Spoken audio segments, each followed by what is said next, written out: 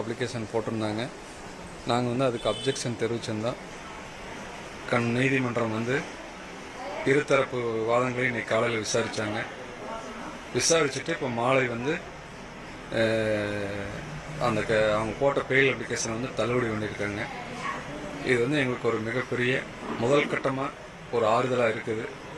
இந்த நீதிமன்றத்துக்கு ஒரு நன்றி தெரிவிச்சுக்கிறேன். கண்டிப்பாக என் பெண்ணுக்கு நீதி கிடைக்குங்கிறது இதன் மூலம் எனக்கு உறுதியாகப்பட்டது. நீதிமன்றத்துக்கும் நீதிபதிக்கும் நன்றி தெரிவித்துக் கொள்கிறேன். வழக்கறிஞர் மோகன்குமார். நம்ம வந்து இது ரிதன்யா தரப்புக்காக வந்து எதிர்த்தரப்பில் தாக்கல் செஞ்சிருக்க பிணை மனு வந்து பிணை கொடுக்கக்கூடாதுங்கிறதுக்காக நம்ம அப்பீல் ஆகியிருந்தாங்க. மேற்படி பிணை மனு கடந்த வியாழக்கிழமை விசாரணைக்கு வந்தது, முதல் விசாரணைக்கு. அந்த அன்னைக்கு நம்ம வந்து சிபி சுப்பிரமணியம் மூத்த வழக்கறிஞர் தலைமையில் நாங்கள் வழக்கறிஞர்கள் அப்பீல் ஆகியிருந்தோம். அப்பீல் ஆகி வந்து பிணை கொடுக்கக்கூடாது அப்படின்னு சொல்லி ரிதன்யாவோட பெற்றோர் தரப்பில் நம்மளோட வாதங்களை அழுத்தமாக வச்சுருந்தாங்க. எதிர்த்தரப்பு